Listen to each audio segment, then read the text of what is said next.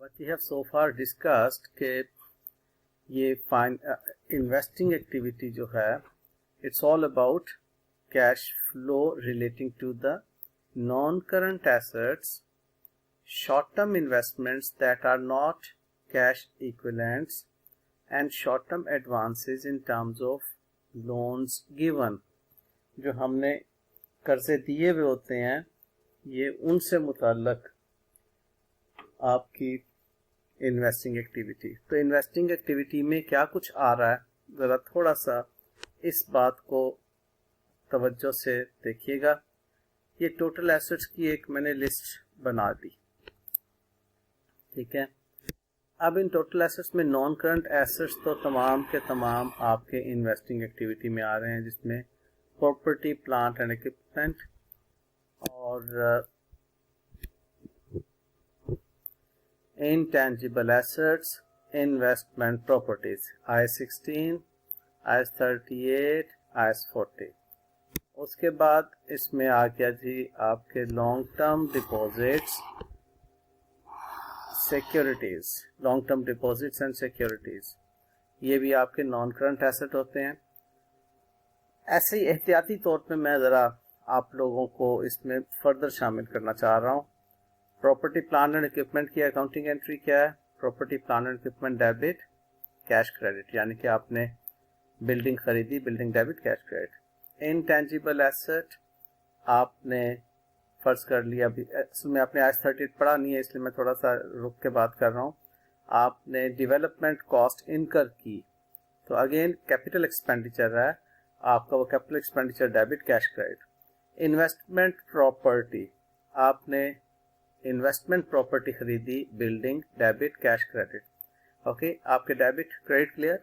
अब long term deposit, आपने long term bank में पैसे जमा करवा दिए फिक्स डिपॉजिट में सपोजली, तो long term deposits debit, cash credit. आपने सिक्योरिटीज के लिए कोई आपकी जैसे बिल्डिंग आप रेंट पे लेते हैं या कोई और आप सिक्योरिटी डिपॉजिट करवाते हैं, again security deposit debit, cash credit. Non current आपका एसेट डेबिट हो रहा है इन सब केसेस में। कॉन्सेप्चुअली बड़े स्ट्रॉन्ग रहना बेटे। फिर ये लॉन्ग टर्म एडवांस, आपने किसी को लॉन्ग टर्म बेसिस पे कर्जा दिया, एडवांस का मतलब होता है कर्जा देना। आपने लॉन्ग टर्म एडवांस या कोई आपकी लॉन्ग टर्म इन्वेस्टमेंट्स, ठीक है बेटे। तो जो आपके लॉन्ग टर्म एडवांसेस या लॉन्ग टर्म इन्वेस्टमेंट्स हैं ये भी आपके इन्वेस्टमेंट्स, ये भी आपकी नॉन करंट एसेट्स हैं। हमें नॉन करंट एसेट का कॉन्सेप्ट 100% क्लियर है, this is to my belief. अगर कोई कंफ्यूजन है तो जरूर पूछिएगा। अब आ जाते हैं करंट एसेट्स। करंट एसेट्स में inventory, debtors, prepayments, accrued incomes, short term investments, deposits and cash है। अब इनमें से आपकी कौन कौन सी इन्वेस्टिंग एक्टिविटीज से मुताल्लक आइटम्स हैं जिसको कि हम यहां पर पढ़ेंगे अभी। ये तमाम की तमाम इन्वेस्टिंग एक्टिविटीज से मुताल्लक आइटम्स हैं, ठीक है। आपके नॉन करंट एसेट्स तमाम के तमाम जितने भी हैं ये सारे के सारे, मैं इधर अगर इसको अलग अलग एरो कर दूं तो ये तमाम के तमाम आपके नॉन करंट एसेट्स। अब उसके बाद है ये इन्वेस्टमेंट, शॉर्ट टर्म इन्वेस्टमेंट जो आपकी करंट एसेट्स में नजर आ रही हैं। अब करंट एसेट्स में दो तरह की इन्वेस्टमेंट्स होंगी, एक वो जो कि कैश इक्विवेलेंट होंगी और दूसरी वो जो कैश इक्विवेलेंट नहीं होंगी।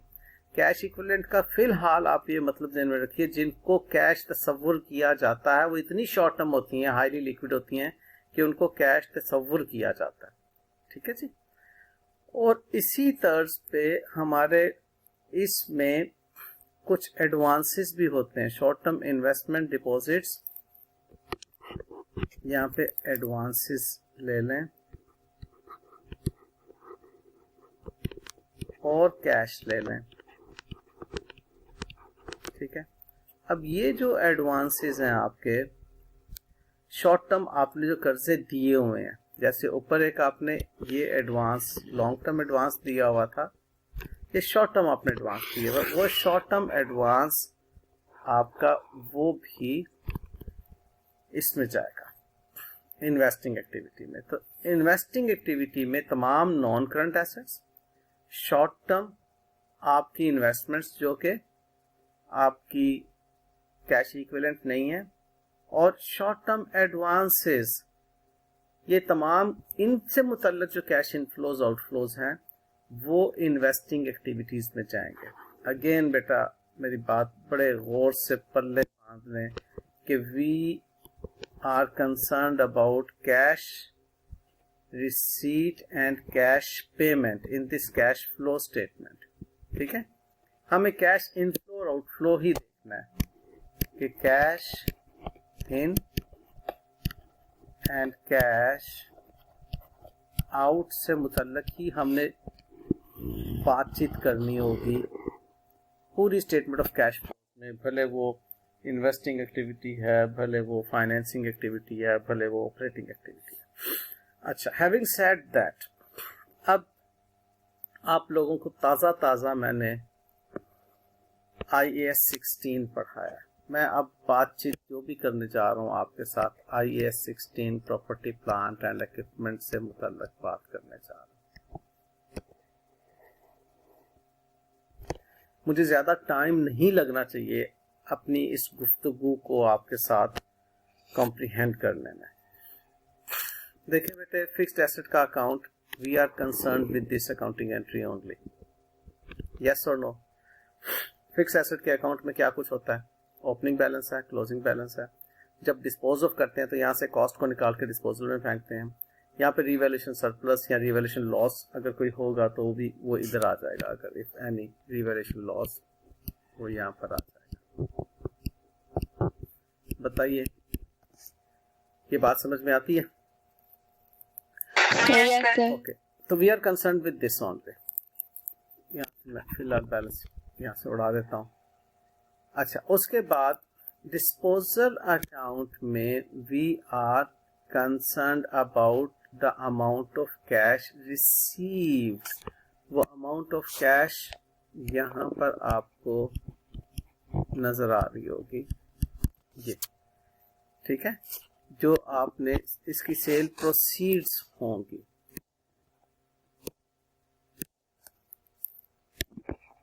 इसमें आप I am sorry disposal account ये है, यहाँ पर नजर आ रही होंगी ये डिस्पोजल अकाउंट। ओके, वो अक्यूमुलेटेड डेप्रिसिएशन। तो ये आपका डिस्पोजल अकाउंट में कैश रिसीव यहाँ पे नजर आ रहा होगा। और अगर आपने कोई डिस्पोजल कॉस्ट पे की होगी तो वो डिस्पोजल कॉस्ट आपको यहाँ पर नजर आ रही होगी। सिर्फ येलो हाईलाइट्स के ऊपर आपका फोकस होना चाहिए। रिवैल्यूएशन सरप्लस में भी कोई कैश रिसीव नहीं होता, एक्यूमुलेटेड डेप्रिसिएशन में भी कोई कैश रिसीव नहीं होता। मैं यहाँ पर एक हल्का सा पॉज ले रहा हूँ, आप मुझे बताएं इसको गौर से देखकर कि आपको बात समझ में आ रही है। अब अगर ये लेजर अकाउंट्स क्लियर हैं तो ये वर्किंग एक छोटी सी देखिए। इस वर्किंग में वो कह रहा है कि आपके पास एक एसेट है 80,000 की कॉस्ट का, जिसके अगेंस्ट एक्यूमुलेटेड डेप्रिसिएशन है 16,000। वो एसेट बिका है 70,000 रुपए में, हमें गेन हुआ है 6,000 रुपए का। हमने उस पर कमीशन दी है उसको 5,000 रुपए। तो हमारी कैश फ्लो से मुताल्लिक कौन कौन सी बातें हैं बताइएगा जरा। एक ये सेल प्रोसीड कैश इनफ्लो है और ये कमीशन पेड कैश आउटफ्लो है। एम आई राइट? Yes sir. हमने बनाया asset disposal account straight forwardly और उसके अंदर ये दो बातें हमने यहां से भी ट्रेस कर ली। ये छोटी सी एग्जांपल समझ आ गई बेटे? Yes sir.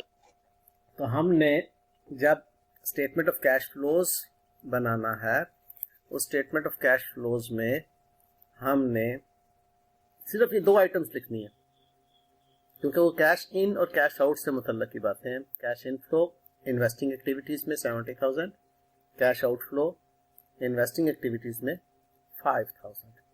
ये डिस्पोजल से मुतल्लिक मैंने एक छोटी सी एग्जांपल आपको दे दी। ये दोबारा से उन्हीं टी अकाउंट्स को मैंने आपके सामने जो मैक्सिमम इंफॉर्मेशन आ सकती थी वो लिखी है। ये कैश पे अगर परचेज करेंगे तो आपको फिक्स एसेट की डेबिट में नजर आ रहा है, ये कैश सेल प्रोसीड और ये कैश डिस्पोजल कॉस्ट। बाकी हमें क्यों लिखना होता है? अगर मिसिंग होंगी तो हमें बैलेंसिंग फिगर के तौर पर इसको तलाश करना होता है। अब देखो एक छोटी सी बात जरा समझिएगा। रीवैल्यूएशन सरप्लस उसने हमें तमाम का तमाम बता दिया, लेकिन हमें रीवैल्यूएशन सरप्लस में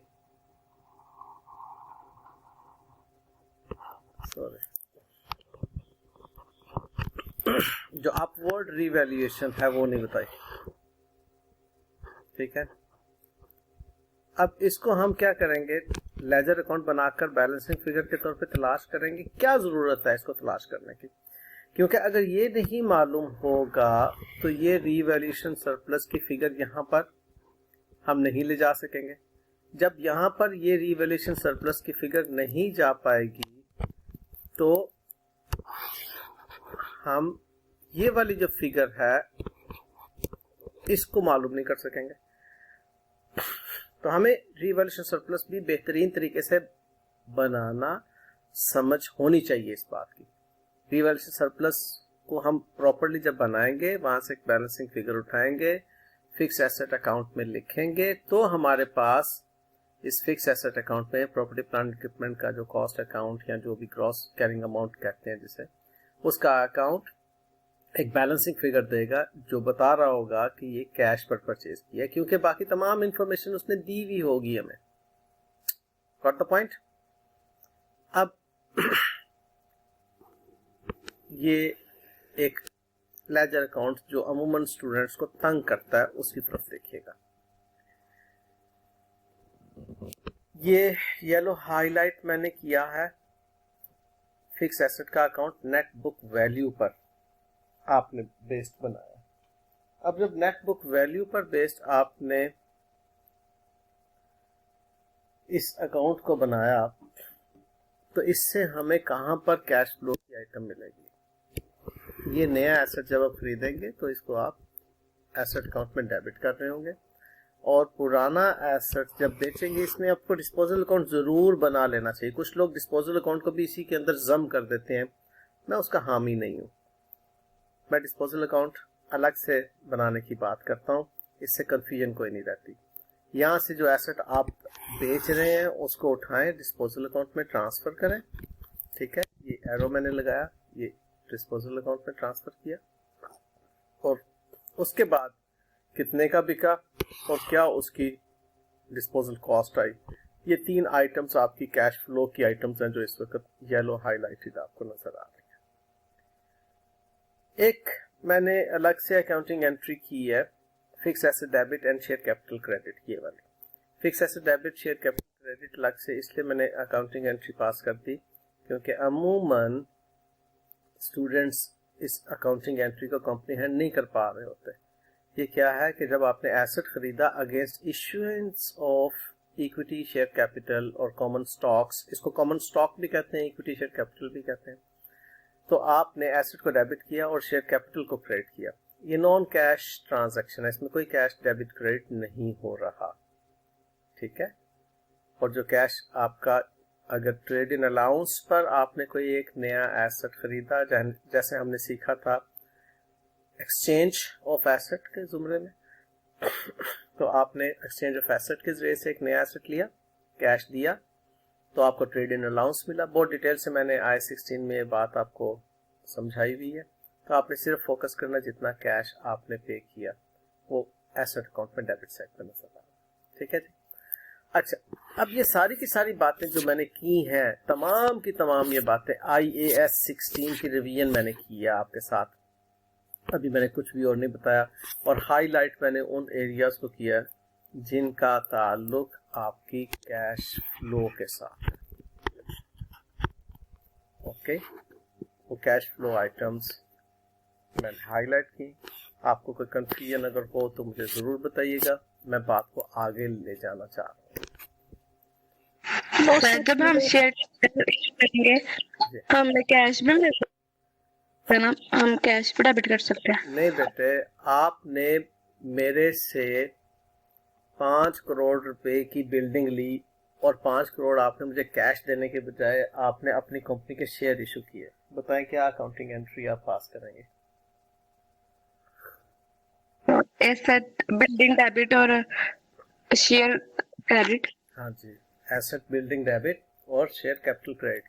आपको कैश तो मिला नहीं, तो आप अपनी कैश फ्लो में तो नहीं लेके जा सकते हैं इसको। यस सर, सही समझ आ गई है। ठीक है, मैंने आपको एक बात बहुत पक्की समझा दी है कि स्टेटमेंट ऑफ कैश फ्लो सिर्फ कैश इन एंड आउट को शो करता है, वो एसेट की इंक्रीज डिक्रीज को नहीं शो करता, वो ना ही कैपिटल की इंक्रीज डिक्रीज को शो करता है। वो शो करता है कैश कितना रिसीव हुआ। Cash means cash and cash equivalent, कितना रिसीव हुआ, कितना पे हुआ ड्यूरिंग द ईयर। और एक आध सवाल मैं माहिन की तरफ से था, माहिन बोलो बेटा। नो सर, मैं कह रही थी क्लियर है। गुड, कोई और बचा? ओके सर, अगर हम कैश के अगेंस्ट शेयर इशू करें फिर हम कैश को डेबिट करेंगे उस केस में? ऑब्वियसली बेटे, कैश या बैंक डेबिट होता है, शेयर कैपिटल क्रेडिट होता है। ये बात आपने स्टेटमेंट ऑफ चेंजेस निफ्टी में पढ़ी है। यस सर, नहीं। ओके, अभी फाइनेंसिंग एक्टिविटी में भी तो आपने इसको पढ़ा है ना, पिछले टॉपिक में। आपने जब शेयर इशू कैश डेबिट और share capital credit financing activity में पढ़ा है ना आपने इसको? यस। अच्छा जी, अब इन्वेस्टिंग एक्टिविटीज से मुताल्लक एक क्वेश्चन हम सॉल्व करेंगे। ये छोटा सा सवाल है, तवज्जो में रहिएगा, अपने कैलकुलेटर्स रेडी कीजिए, आपने सॉल्व करना है। ठीक है,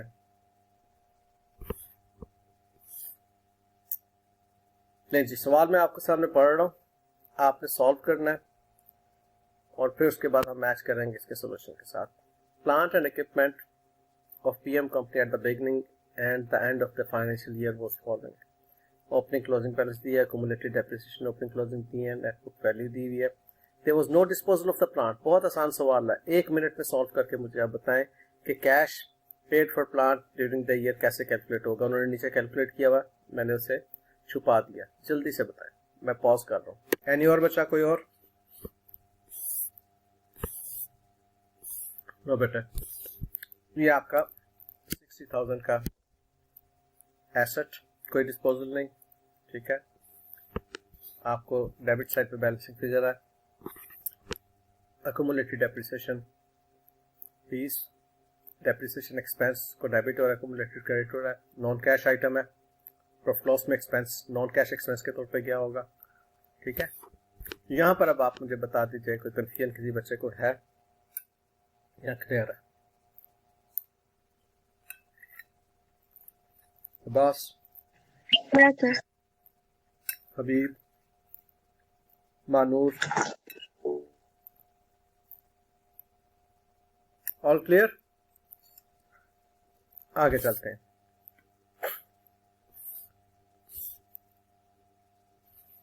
अब ये एग्जांपल देखिए, motor vehicle of PM company at the beginning of its financial year was opening closing accumulated carrying amount during the year a vehicle was disposed of for a gain of 3,000. The original cost of the asset was 60,000. accumulated depreciation on the asset was 45,000. Solve करें जल्दी से, 3 ledger account बनेंगे।